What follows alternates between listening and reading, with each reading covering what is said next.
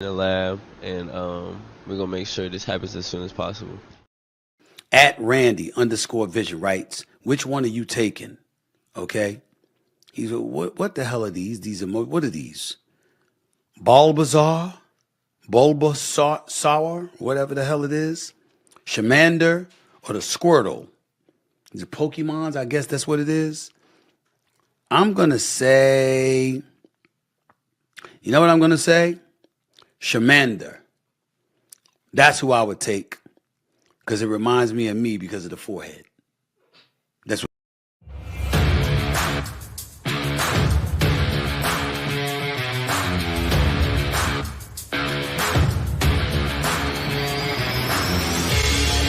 Welcome to an episode of the Sports Genes Into the Lab podcast, where sports analysts and experts dissect the latest news from the NBA and NFL, giving you a unique view on some of the hottest topics around your favorite teams. From the fresh field smells of the NFL to the hardwood courts of the NBA, and possibly your comfy couch for your fantasy football team. Let's see what kind of news the lab is working with today. Here's your host from the Sports Analytics headquarters in San Antonio, Texas, Ernest Silva.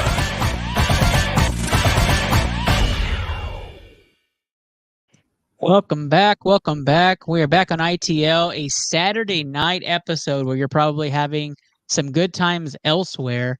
Welcome. I'm your host, Ernest Docky Silva. This is the Into the Lab podcast and a special Saturday night episode. I'm here in the lab with my main guy on the right. That's right. Londo is in the house. Let's see that hand. There's the wave.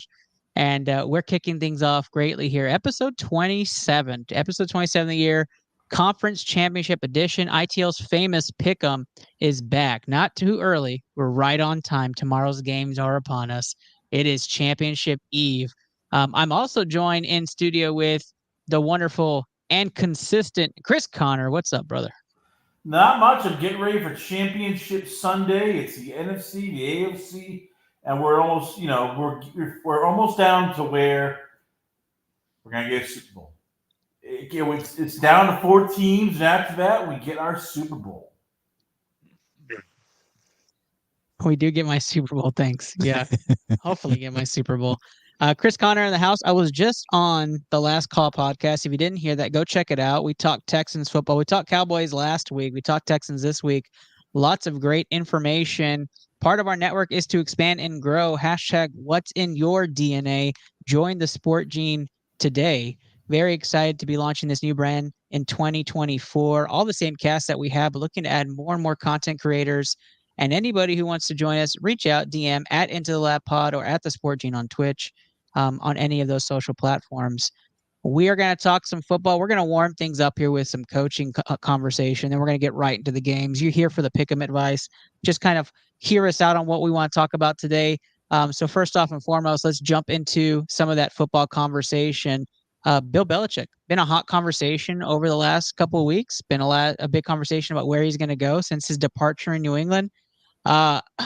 He may not have a gig anywhere, and it may come that he has to take over a team that starts off underperforming but has championship aspirations to start the year, which I could name a couple of those coaches on the hot seat, including the one in Big D.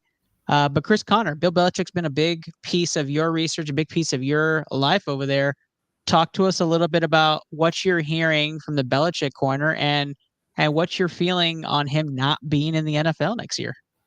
Well, from what I heard, this is also been reported by credit to Greg Bedard, to Albert Breer, and also NFL Network that he had 2 meetings with Atlanta, and the second meeting was kind of eye-opening because he went in there like, all right, he wants complete control. He wants to have say over personnel. He wants to have say over player draft picks, and that's a problem right now. I mean, look, he's 70. He'll be turning 72 years old. His draft record, you can argue, since 2013 has been horrible. And then, when you get Bill, you get all of his, coaches, which, look, all right, do you blow up the offense? Josh McDaniels' system, which outside of Tom Brady, nobody's really picked up on. Matt Patricia, Joe Judge, guys who are not really, well respected, I would say, as defensive coordinators, special teams coaches the last couple of years.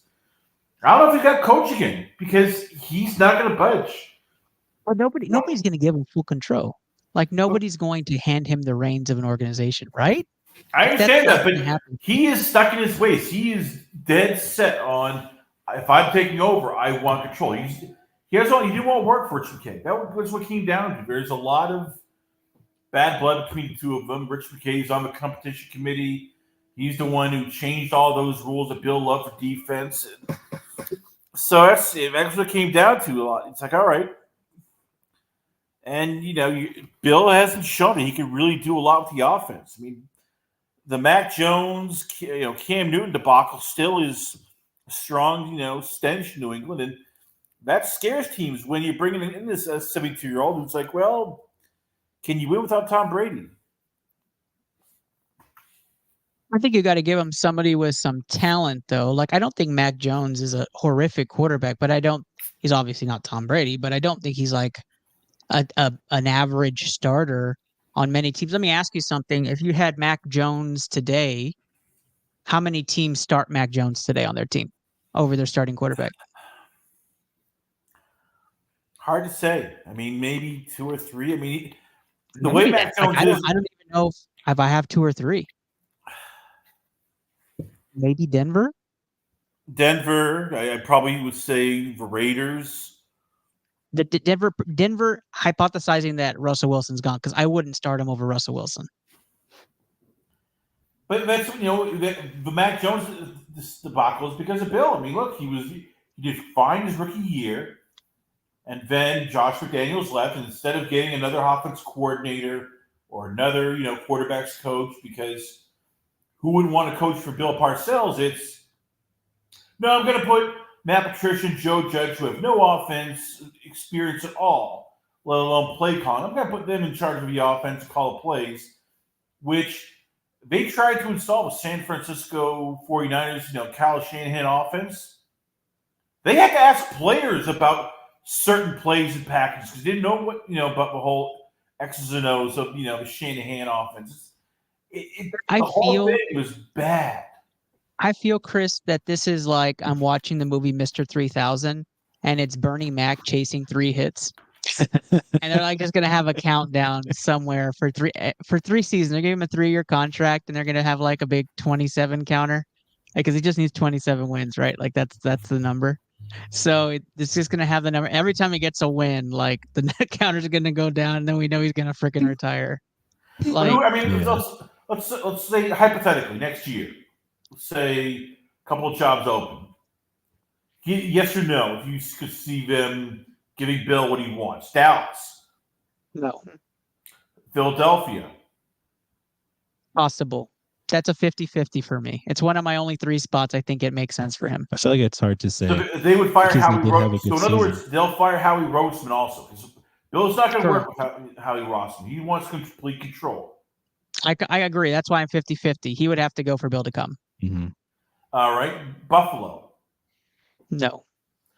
New York Giants. Mm-hmm. They'd have to give up their culture and system there in New York. It'd be another 50-50. I'm going to sound super NFC East biased because the only other one is also an NFC East team. And to me, that's a yes. And it's Washington. Washington would do it. No, because Washington's already passed. They already have Adam Peters. They're not going to fire Adam Peters after one season. But if Washington starts 0-5 next year, he's gone. How? Bill Belichick comes in. They're gonna hire Ben Johnson, and then after 5 games, fire him with a rookie quarterback and bring in.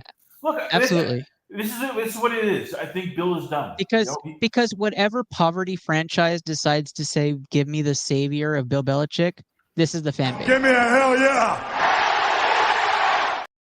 And they're going to be preaching to the masses that they're saved by the great Bill Belichick. Like that is absolutely what would happen no matter where he goes. Could be Seattle, could be Denver, could be Washington, could be Tampa Bay, could be New Orleans.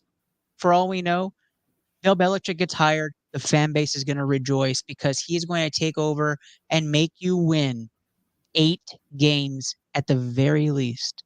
Okay, when has he done that? Look, since Brady left, he's done that once in 3 years, and it's but that comes back to the roster, right? Like, let if you take New England's roster compared to most rosters, you would say he can only work with so much, and then your rebuttal is probably going to be like, well, he put the roster together. Yes, he did. So that's why. So why would you want him drafted? We'd have to see it, right? Like if he goes to New Orleans and that roster like starts looking really bad because he's drafting those people also, well then now we really do know Bill Belichick is the system. Like it is totally Bill. And if it ends up being poverty, he may never get the record, right? Like he's just too old school. And I completely get that. But we have to see it. I have to see it outside New England because we've all like Dan Quinn in Atlanta. We saw Dan Quinn in Atlanta and it was not working for him as a head coach. Like it did not finish well. Comes to Dallas and all of a sudden huge success. Yes, but as a defensive coordinator, not a head coach.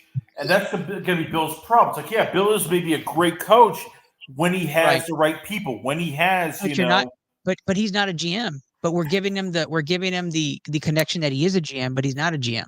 We're assuming he's the GM too. That's what he wants. That's what. If this is just Bill Belichick coaching, we have to see it. Like New England still has a GM. Like no, they don't have a GM right now. They do not have a GM. They are trying. They have had a GM when Bill Belichick is a coach. No, they didn't. It was basically just a GM in name only. Bill was GM. Bill was. I'm going to get you the names. Like they have a GM every year. In name only. It's still a guy. Like the guy still has to answer for the roster. No, it's basically You know what's so funny is that if you Google GM of the Patriots since 2000, Bill Belichick comes up as a head coach. Watch and see Bill Belichick. Often referred to as the student of the game. That's really kind of funny. But right, they have at a GM, and you could say it's by name, but they still have somebody to report to. Like that person obviously has to do the sign off. Like although I'm, my own status and my own work, the person above me still has to take the hit or take the credit. Like it's not going to be me. So Bill ultimately has a pass. Like if he comes in saying, I am the puppeteer going forward, I am that guy. Then if he gets pulled to New Orleans and he's like GM/head coach, you're it. Like you got it. You're complete control. That's you. I want him to be successful without Tom Brady. It's not going to happen. Rachel in the studio along with Lana. Rachel saying she would love to be the puppet of the puppeteer of Bill Belichick. She might be one of one in America that wants that. How many owners? She wants to take the credit. I mean, how many owners want to deal with Belichick, who is, as he calls himself, doom and gloom, who's as grumpy as can be, doesn't like talking to people. I mean, it got bad in New England, like to the point where they didn't talk for a full year. Him and the Crabs, because it's basically the Crabs. That's crazy. And Bill just goes. So, could you imagine if somebody ghosted Jerry Jones? Like that would they would be gone. Like they'd have a missing poster and wanted poster for them because Jones would just get rid of them. Yeah, Jones would be like, that family doesn't exist. Who? No, we hired a different guy. Like we're introducing him this week. They'd be buried out in some oil field in Texas. Just crazy. What are your takes out there? Who thinks Bill Belichick is out of the NFL? I'm obviously thinking he's out and it's going to be a while before he gets picked up. I don't think it's next season. Some people may think he's coming back in. I don't think so. Put in the comments. Let me know if you have any thoughts on Bill Belichick. We're going to transition to another coaching decision.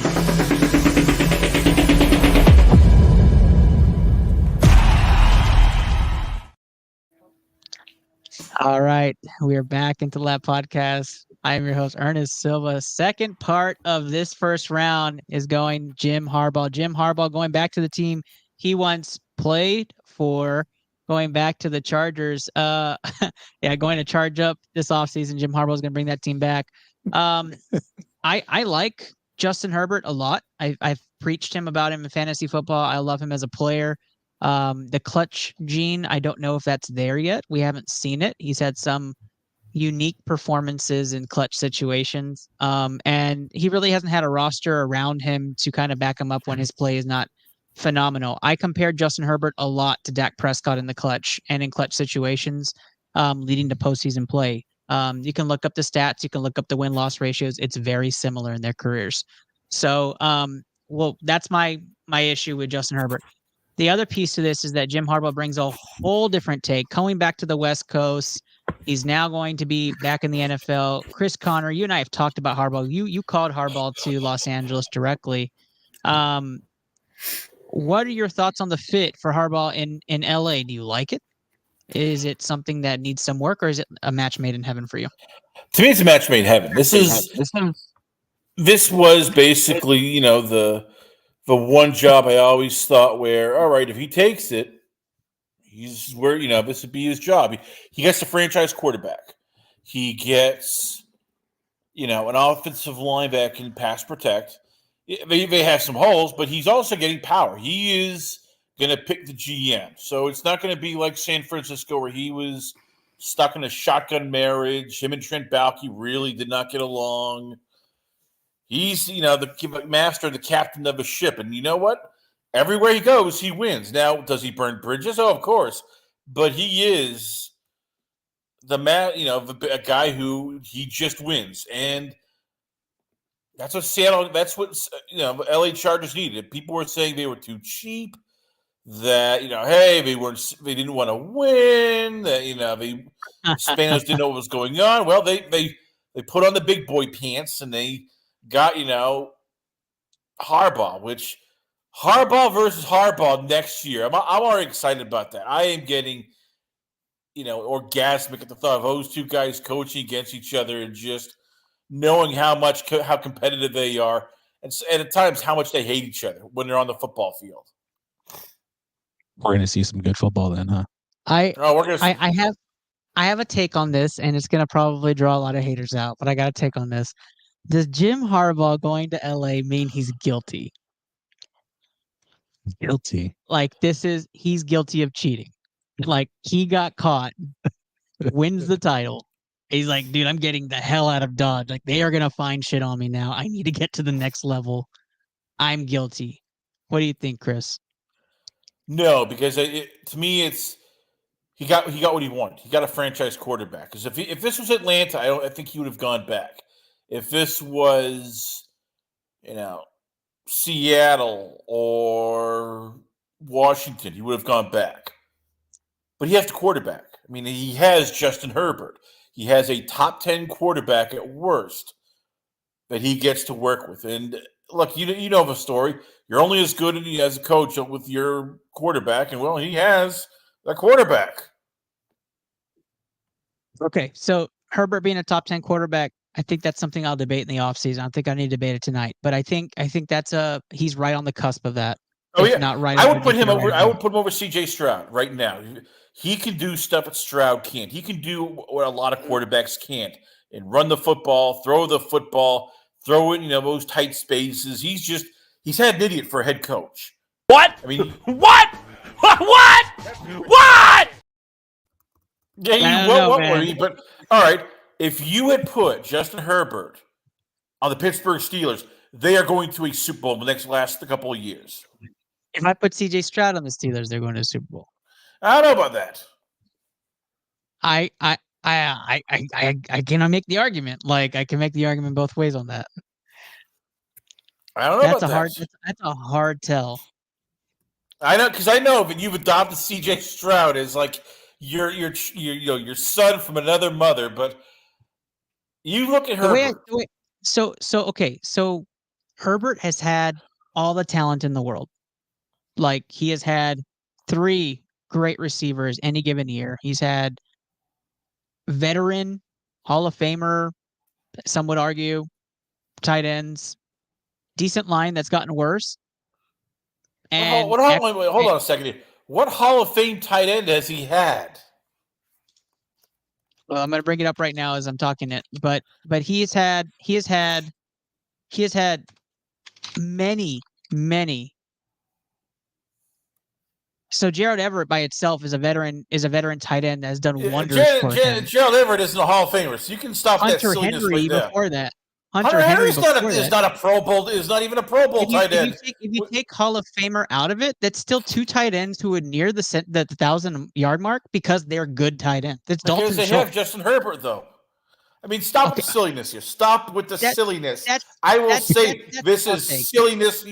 You're just trying to make a point here. That's a chicken and an egg statement there. Like, okay, I'd love to see the numbers. I don't have them in front of me. I'll have them for next time we decide to talk Justin Herbert. But the conversation is, what are the tight end numbers when Herbert's on the field and when he's off the field? And I'd love to compare them. Right? Because that would be the case. If the tight ends are able to produce, then the tight ends are making Herbert down the middle of the field. In 3 years, his first 3 years in the NFL, he threw for 31, 38, 25 touchdowns. He has rushed for over 4.3 yards. That's not what we're debating. He basically has worked on a team where half the time, the tight ends are injured, or the wide receivers are injured, or his head coach is an idiot. So I'm sorry here. I get it. You're Stroud proud. You're ready to adopt him as like your second son. But Justin Herbert is a guy who has just for years been a guy who has to have talent, has delivered at times, and usually gets screwed because his head coach has been an idiot. Is Justin Herbert better than Dak Prescott? Yes, and 1,000%. Most people even agree he is. They have the same stats, and they have the same situations where the head coaches have been dumb, and where they've had injuries. Do not start. That deserves a what? Mike McCarthy has won a Super Bowl besides Dallas. Mike McCarthy has not decided to go. If you polled the consensus on Mike McCarthy, the poll would come back, Mike McCarthy is not a good head coach. According to who? Dallas fans? He is not a situational head coach. Like, according to who? Dallas Cowboy fans? Oh, come on. Stop with the silliness. Stop with the silliness. I'm calling it right now. You're being silly. Look, the chat's even saying it. Like, it's not even a crazy take. Cowboys fans around the league. You talk to other GMs, other coaches, other scouts, and all. Mike McCarthy is considered a brilliant offensive mind who is a damn good coach. You can't say that for Brandon Staley. They quit on Brandon Staley. The San Diego Chargers literally quit on Staley. They went out against the Raiders and went, It wasn't even tackling. It was like, all right, we're going to try half-heartedly, and hopefully he gets fired. That's never happened to Mike McCarthy. Brandon Staley is a terrible head coach, but you didn't live through the Jason Garrett 8 and 8 years, 5 years in a row that Dak had to live with.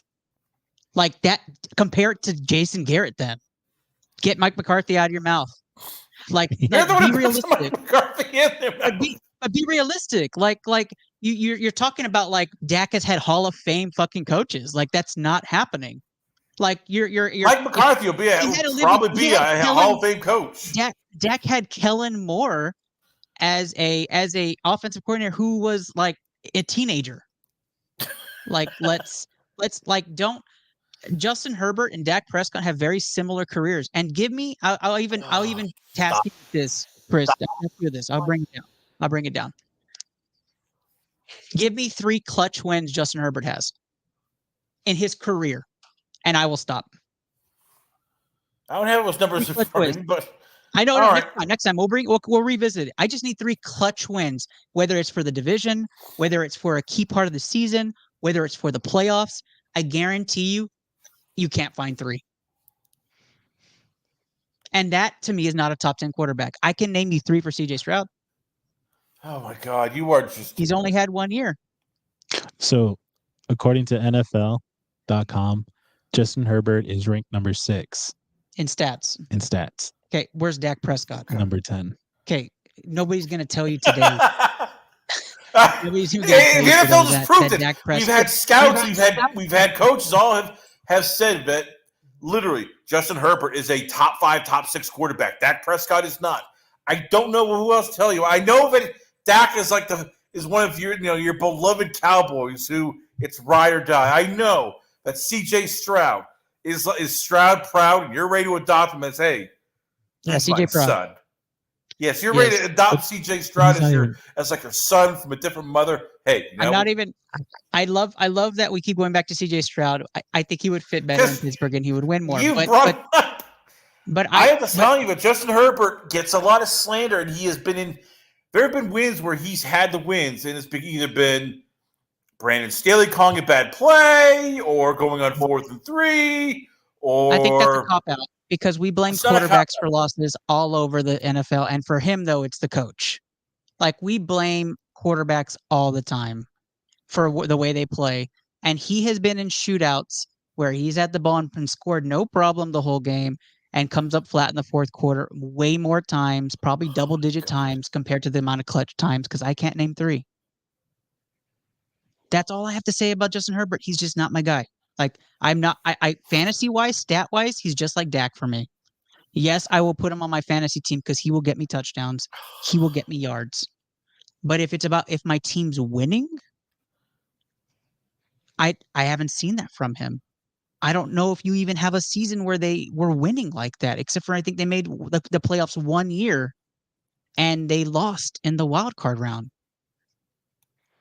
So according to you, Ven, because this has been, clutch. So if he goes down, he scores with a minute 30 left, and then the defense gives up that game, the game go ahead, touchdown to lose the game, and he didn't get the ball back. That's his fault, because that's what you're saying here. We put that on every quarterback. That's too often with Justin Herbert. That's not only him. That's not only him, though. Like tell me I'm wrong. Right. Do we move the goalpost for everybody? Well, according to Justin Herbert, you are. It's like I have given you coaches. I have given you GMs who have all said Justin Herbert is a top 10 quarterback, and yet you are like, oh no, he's not. He's with Dak Prescott. I said he was borderline fringe a top 10 quarterback. So let's make sure that's correct on record. I said he was borderline fringe top 10. I could make him 8, 9, or 10, but I'm not saying like he's solidified in my top 10. Stop. What as you call it? What? Yeah, I'm wanting you, except in a deeper voice. What? There we go. Frank McGarrett says McCarthy has had 2 Hall of Fame quarterbacks and has 1 ring to show for it. He's overrated. I don't know if he's a Cowboys fan, so before you say that's a Cowboys fan, I'm not sure. I don't know. I know Frank Labuda is because we've had him on the show and he's talked to us. And Frank also says, or Frank McGrawer also says, Herbert hasn't done anything to prove he's top 10. I'm not saying he's not top 10. I've said he's fringe, but I if you have to tell me he's top 10 right now, we can talk quarterbacks next week since it's an off week, right? Since there's no Super Bowl next week. We can talk quarterbacks and revisit this. Let us get our stats together because this is a very off-topic debate. but Jim Harbaugh Jim Harbaugh, you know what? As I said, he gets the quarterback. He gets the franchise quarterback that he knows, all right, can do everything. If he went to another team, I don't know if he would do that. If it was Atlanta, I would bet he'd probably go back to Michigan. All right, I'll ride it out. But with San Diego, you don't have to draft a quarterback. You don't have to worry about a guy who is getting up there in age. You have a young franchise quarterback, and he can build around that. He's done that before with lesser quarterbacks.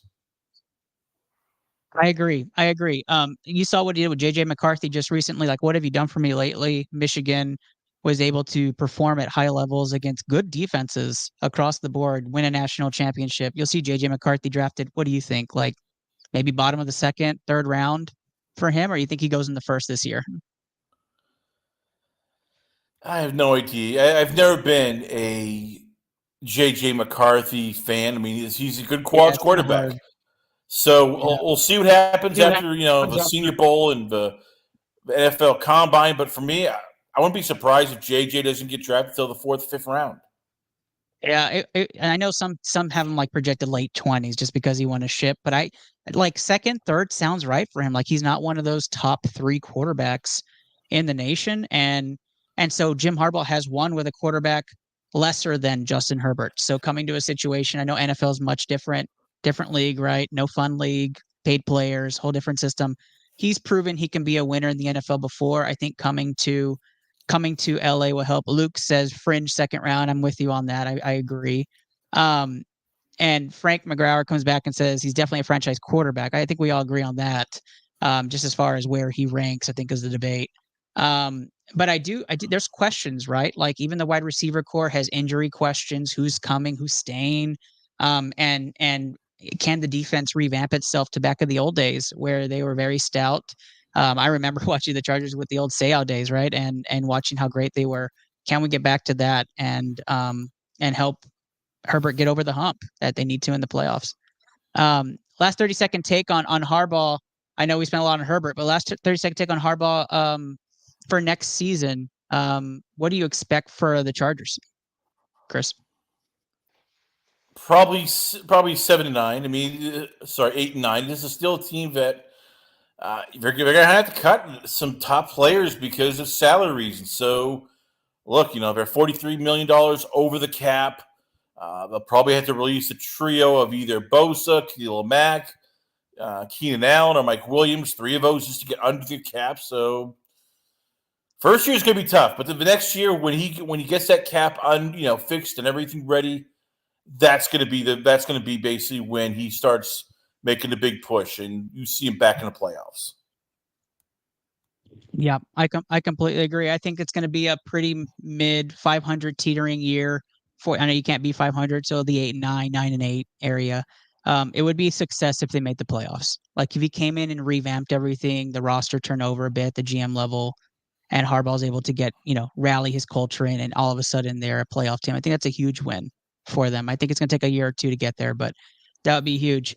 All right, if you tuned in, if you've heard the debate of the Chargers and Justin Herbert, you're having some more fun. We're going to talk championship football in just a moment, right after this short transition. Don't forget, sponsored by the Sport Gene.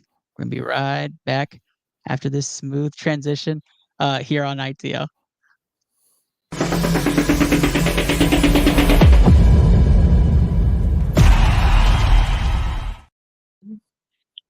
We are back. Round number 2. ITL Primetime Pick'em is upon us. We are here. Chris Connor with the Last Call Podcast. I'm your host, Ernest Silva. Londo in studio. Rachel in studio. We got a full group inside the studio today. We are going to talk 2 games. We've got championship football happening this week. Chris Connor and I have talked about some of the teams in Texas that haven't made it, but we're going to start all over. Talk AFC championship football in Baltimore right now. Woo!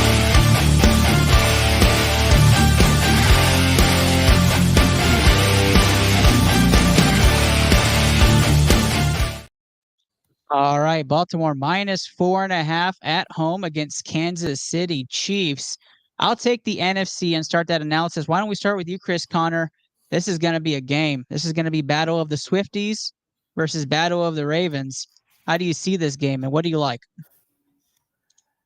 Man, this is a game which is between 2 teams that have everything: offense, defense, franchise quarterbacks, excellent coaching. I mean, there's not that one thing where it's like, well, I don't know. This is a weakness. Look, on paper, the Ravens are favored. They have the defense. They have the offense.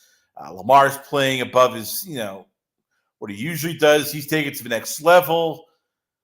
They're healthy. God damn it. I called it last week. You guys were snickering, but do not doubt Patrick Mahomes. He is the Reaper, God damn it. And once again, I am drinking those Buffalo tears because they're so tasty. Well, yeah, cry, Bills fans, cry. I enjoyed that part. I'm calling it again once again. He is Michael Jordan of the NFL right now. That's right. It's don't tug on Superman's cape. Don't spit in the wind. Do not mock God.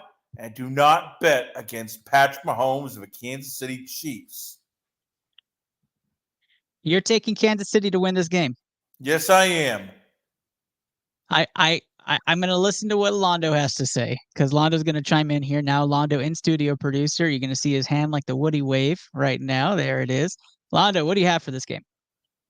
Yeah, I'm going to go with Patrick Mahomes. I'm going to believe that he's going to do really well and he's going to kick Baltimore's ass. We are on red alert here on ITL. 2 out of 3 have picked Kansas City to move on to the Super Bowl, which for most people is dynastic tennis. So, Chris Connor, you made us all look like fools last week saying that Patrick Mahomes' first road playoff game, who cares? Like the guy's just a winner. He went out there and he showed us why he's the winner. Travis Kelce said, stop it. Taylor Swift's not going to affect me in the playoffs. I was just coasting this year. And the defense actually looks great. I agree. I'm with you. I like Kansas City in this game. I think Kansas City is going to put together 4 quarters of football. I think they're going to put together a game plan. They have the experience. Andy Reid, phenomenal coach, Hall of Fame coach. Like this is the guy. This is the team. I like the matchups. I worry about a mobile quarterback against Kansas City a little bit, but Baltimore would have to string together 4 perfect quarters of football against Kansas City in order for them to cover this spread. First off, win this game, period. And they have not put together a complete game except for maybe twice this year outside the playoffs. And they did not look at the rest, obviously affected them last week against the Texans when it was 10-10 going into halftime. If they play remotely like they did last week, Kansas City will run away with this game. If they play like they did in the second half, it's going to be a football game to watch and one to remember. I'm going to take the Texas product. I'm going to take Kansas City. Money line on this game. I like it a lot. Yep. And we have a TSG guarantee in championship weekend. Put your fingers in the air and wave them like you just don't care. The Kansas City Chiefs money line hits the ticket. It's going to be a small ticket, but it's one that we have today. Chris Connor, are you shocked I took the Chiefs? No, because you know what? I think you were motivated last week by the site that every man is secretly envious of. Jason Kelce, no shirt, drinking beers as if it's just like, hey, you know what? I'm having fun in that sort of like Viking pose in the middle of hostile territory. That is what you want, Ernest. I can tell there's a part of it's like, you know what? I want to join you. No shirt, just pants off, dance off. We're having beers at the Super Bowl. Me and Jason just showing our manliness. Luke says unreal, and he has Ratbirds and Niners going to the Super Bowl, so he's opposite for me. He's going for the Ratbirds. That's the Ravens take. But Luke, if you want to jump on and just give us our wild take, that sounds phenomenal. I really do. When you play roulette in Vegas, they tell you ride the color, right? They're like, if it's red, go red. If it's black, go black, until it tells you otherwise, right? At this point with Mahomes, you just have to continue to ride Mahomes and that Chiefs team, because you're going to ride that red, huh? That's it, right? We're Brittany at this point. Exactly. Right? So that's what we're doing here. And I thought, Chris, for sure you would bring up just because they were formerly a Texas franchise. That's the only reason I'm picking them, but I'm glad you didn't go that route. Because that is the reason, but moving on. That's not the reason. Chris Connor, any last takes on the AFC Championship? Look, this could be. I can easily see the Ravens winning. They are a hot team. They are dynamite. But look, that Kansas City defense. Every game, it's like, all right, well, they're going to give up points to Miami. Nope, it doesn't happen. Oh, we're going to get run out of the building by Josh Allen in the Buffalo. Nope, they after the first half, they held Buffalo to only 7 points. So that defense, it's the first time I'd say in Mahomes' career to date that he has a defense. He doesn't have to put like 30, 35 points on the board because he knows they can hold all the teams down. So it's like the 2006 Patriots. They're just gritty. They're tough. They know how to win. Yeah, they don't look good sometimes, but when it comes to when things look grim, they are the Reapers, damn it. Doesn't it seem, too, that the media is really focused on the Lamar Jackson story right now? Like, do you feel like – and I felt like they did that with Josh Allen quite a bit. They were like, let's focus on Josh Allen. He's finally going to get over the hump, and he's going to make it to the Super Bowl this year. And then now they're like, oh, Lamar Jackson. It's like everybody is rooting against the Chiefs because we're just so used. I think it's really viewer fatigue. We're so used to seeing the Chiefs be good right now. Mm-hmm. And it's like through COVID, everybody had to watch because there was nothing else to do. Like that was just like this, the Chiefs are just going to keep winning. And I just like, let's be honest, Taylor Swift wants to be part of the halftime show, right? She's gonna go and be a part of the halftime show. Like, this is gonna be a whole thing. Chiefs will make it. So that's my conspiracy theory for today. All right, we're gonna transition out on this one. We're gonna talk NFC Championship. No prop bets tonight, but we are gonna talk winners as we transition into our final game.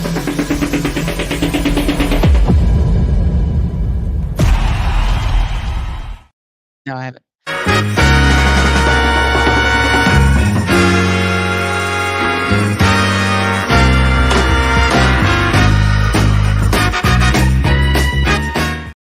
That's a complete joke. That's a complete Really? joke. I'm just kidding. I just had to. We always have to have one every week, so I just wanted to make a joke about it. This is not a snoozer. This is not a snoozer. Nobody jump. Nobody jump in my comments. I'm not picking fights, Chris. It's Don't fight me on playoffs, this. man. It's a joke. It's a joke. I know Detroit Lion fans, they get a little feisty. So championship weekend, NFC Championship, that's the night game. We're all barbecuing for it. San Francisco minus 7.5 point favorites versus Detroit. That's a crazy spread. For an NFC Championship. Yeah. Absolutely. Yeah. I thought it was a little distasteful, but Vegas knows what Vegas knows. Let's start this one off. I'll start this one off bright and early. San Francisco, healthy. They are the best team in the NFL when they're healthy. I think that they are poised to make this run. They are going to be the overwhelming favorites, like you see on the screen. Deebo Samuel is the only question mark on the health. There's still a lot of 50-50 on that, but really it's the left tackle with Trent Williams that you focus on for San Francisco. And if he's healthy, San Francisco plays above their head. And as long as they have a quarterback, unlike last year, then they're gonna play at a very, very, very elite level. Detroit has what most people would call the Rocky effect. They have grit, they have heart, they have the puncher's chance in this game, which is why the spread is so big. And Luke is saying San Francisco minus 3.5 for him at least. And I do think that Detroit's run game and their efficiency to keep the ball long periods of time compared to other teams is what helps them compete against San Francisco. A lot of the NFC teams who made the playoffs lacked that run game, but you saw San Francisco struggle against Green Bay, and you saw a great performance from Jordan Love. You'll need that sort of not total elite performance from Jared Goff, but you'll need that elite game manager form that he has, like he had with Los Angeles back in the day, and what he carries with Detroit. You'll need him to perform. And the wide receivers are talented in Detroit. Defensively, they're very gifted as well. They match up 1-for-1 pretty well, but just the overall experience and talent is on San Francisco's side for this game. I am going to take Detroit plus 7.5 in this game. I'm going to bank that San Francisco probably wins a close one. But Detroit is a team I'm rooting for as a fan. As an analyst and where I'm putting the money, it's Detroit plus 7.5. It's a large spread, too large of a spread for me, especially for a game where both teams are going to give it everything. And Aiden Hutchinson's on a mission. I'm taking Detroit plus 7.5, hoping for Detroit money line, but my money would be on San Francisco money line, Detroit plus 7.5. Londo, how do you see this game? Lions, and Lions. Oh my. I'm taking the Lions. Lions money line? Yeah. Detroit money line? Yep. Londo has had a very favorable thought process towards the NFC North, and it's worked out for you most times. So yeah. Detroit money line. Chris Connor. Can't believe I'm saying this. The Detroit Lions. I'm picking them outright. They have finally convinced me. I thought it was going to be I thought the Rams would take them out. No, they held off to the Rams. I thought that Baker Mayfield would pull off some wild craziness and beat them. No, they beat them. So they have a team that you literally go, all right, they can run the ball, they can throw. The defense has played better each week. You start looking going. They can run the ball. They can stop the run. So I'm taking Jared Goff from the Detroit Lions to pull off the upset, and we get our week 1 rematch. Lions, Chiefs. Well, you might as well come to the barbecue because it sounds like we're going to be very pro Detroit. I will say this. I am going to put that up there, right? Wave those fingers there. Wave 'em like you just don't care. Detroit plus 7.5 is on the ticket, right? So we have two TSG guarantees here on ITL. That's crazy. It never really happens, but with the three of us kind of feeling the same way in Detroit, I give him a puncher's chance. Like I hope that doesn't sound negative or down for Detroit. Like you guys are in the NFC Championship. You've been playing phenomenal football all year. You have an elite wide receiver. You have a quarterback that's experienced, that's good. You have two stellar running backs who David Montgomery has had a rekindling year, a resurging year, and then the emergence of Jahmyr Gibbs. Your offensive line and defensive line have been stout. Aiden Hutchinson has been a staple on there, and then your defense just overall has been great. So there's no like true hole. But as far as the consistency of play and level of play, San Francisco has just done it a little bit better, a little bit longer. And I think that's where you kind of lose out. And so you just got to hope, just like very similar to Baltimore, you've got to hope that, or in that game, that you're not, chasing from behind. They're not putting together 4 perfect quarters against you, and you have a chance to get into this game and really put some pressure on Brock Purdy. Like the goal will be Brock Purdy. I think to your point, it's going to come down to the endurance of their offense, and Detroit just has that endurance, controlling the ball, being able to last throughout all 4 quarters. I think it's what it's going to come down to. I think it's going to be a really close game, and I think they're just going to hold on, and San Francisco is just going to fall off at the end. Yeah, I didn't think I'd be calling this game. I didn't think this was going to be the NFC Championship. I had many different scenarios. Obviously, as Cowboys fans and as Cowboys analysts, we really, did not expect to see San Francisco, Detroit. But I'm excited. I'm excited for Dan Campbell. I'm excited for the Detroit Lions. Chris Connor, any last second take on this one? Imagine, I'm just thinking. Imagine how fun that would be in the Super Bowl. You got Andy Reid, who is become now the dean of NFL coaches, highly respected, offensive guru, and versus Dan Campbell, who a year ago people were mocking, like, oh yeah, we're gonna bite ankles, and give it everything 110%. People calling him a hardo, people mocking him for the fourth down calls, and often, but Dan Campbell is proven to be a better coach than a lot of people in the NFL because his players will fight for him. They believe in him. When they go out there, they feel that he is behind them 110%. And that's what it takes now to this NFL. Your players have to buy into everything. Absolutely. Absolutely. I mean, I'd cue the sheep take, but it's too long of a cue tape, so we're not gonna. Luke is saying, "What are we doing, fellas?" He really thinks the Niners are going. He thinks it's Niners Ravens the whole way.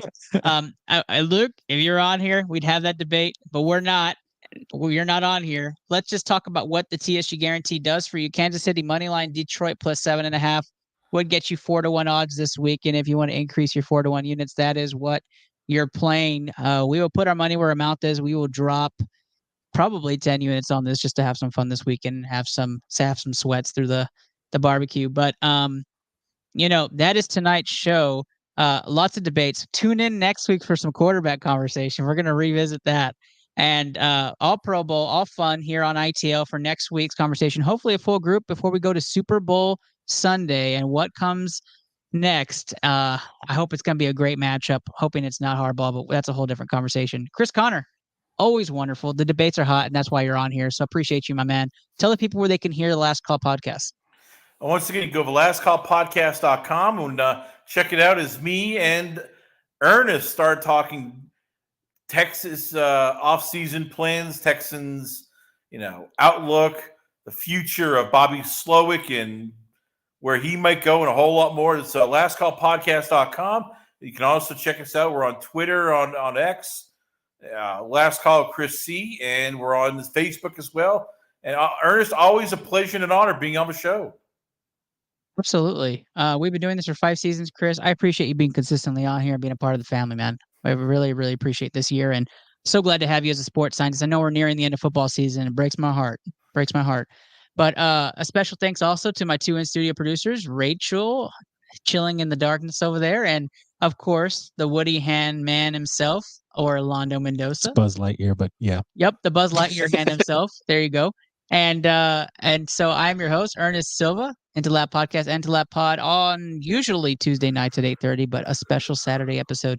Good luck to your teams this weekend if they're still dancing. We hope you guys get the wins. And for our sake, we hope Detroit and Kansas City plays like they should. Good luck this weekend, guys. Good luck with your bets. Have a great Sunday.